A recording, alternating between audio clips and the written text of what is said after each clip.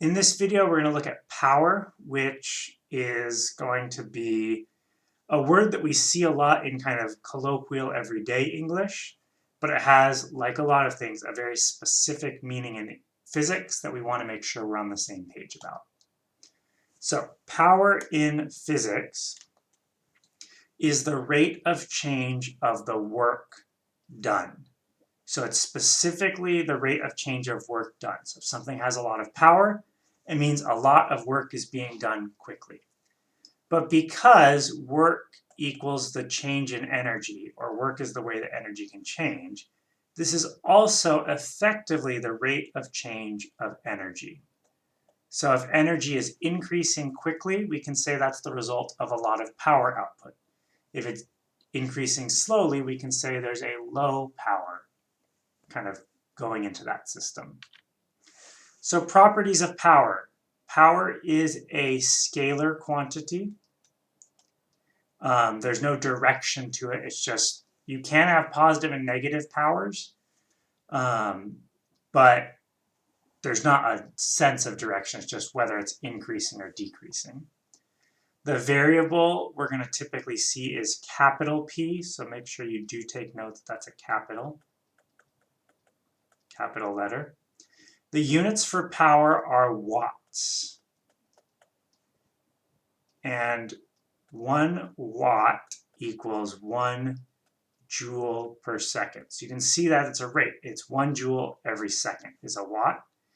And then if you want to convert that further, a joule, if you remember, is a kilogram meters squared per seconds squared.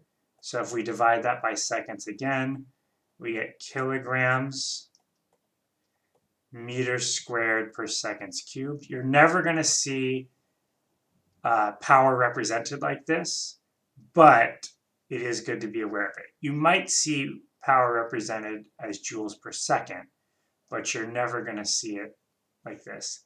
Technically, you can also call it a Newton meter per second, because remember, Newton meters are equivalent to joules. So that's a bunch of different equivalent units, but that's what you got there. Now, the equation for power is just equal to the change in work divided by the change in time. Sorry, not the change in, change in work divided by the change of time. No, it's not change, it's just the amount of work divided by the change in time. So that will also equal the change in energy over the change in time. So that's two ways to express it, just remembering that work equals change in energy. Let's look at what can make it high or low. So it can be high because the work is large, or because the time is short. So if you have a big work, even if the time is, fairly long or kind of normal, you get a high power. If you have a very short time, even if the work is very small or the change in energy is very small, if the time is, even smaller, you can still get a big number because of this fraction. And vice versa. You can get a small power output because, the time is large, or because the work is small. So here's an example. An athlete is training by doing pull-ups. If they have a mass of 75 kilograms, and they lift their body a total distance of 0.75 meters in 1 second, what is their power output?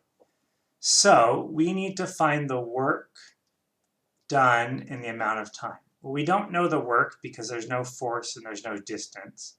So instead, we can say what's their change in energy in the given amount of time. Well, what kind of energy is changing here? If they're lifting themselves, we'll assume they're doing it at constant speed, more or less. So all that's changing is the gravitational potential energy. So that means we get mg delta h over delta t, and that will equal 75 kilograms times 9.8 meters per second times 0.75 meters divided by 1 second. 9.8 meters per second squared. So the units we're going to get are going to be kilograms, meters squared per seconds cubed, which we know is the same thing as watts. And we'll get 75 times 0.75 times 9.8. I'll grab a calculator real quick and solve that for us. So 75 times 9.8 times 0.75 is 551.3 watts. So this is their power output as they do those pull-ups. A second example here, if a 750 kilograms car engine starts from rest and has an average output of 30,000 watts for a total of 3 seconds, what's the final speed?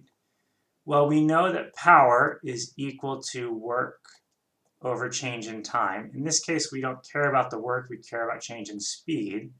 So we're going to set that equal to the change in energy over the change in time, or more specifically, the change in kinetic energy over change in time. So the change in kinetic energy is going to equal P delta T. Kinetic energy is 1/2 m times the final velocity squared minus the initial velocity squared. Luckily, or nicely, they said the initial velocity is 0. That will equal P delta T. So we'll get V squared equals 2P delta T divided by m. V is equal to the square root of 2P delta T over m. V is equal to 30,000 watts times delta T of 3 seconds divided by m of 750 kilograms. Square root of that. So you can go through and run this calculation yourself, or I'll run it real quick for us here since I still got my calculator. 2 times 30,000 times 3 divided by 750. V equals the square root of 240. Now we've got to check our units. Watts are joules per second. So times seconds, the seconds will cancel.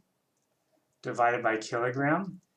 Now if you remember, a joule is 1 kilogram meters squared per seconds squared. So the kilograms will cancel with the kilograms on the bottom. So V is equal to the square root of 240 meters squared per second squared. And so V is equal to, does anything factor out of that?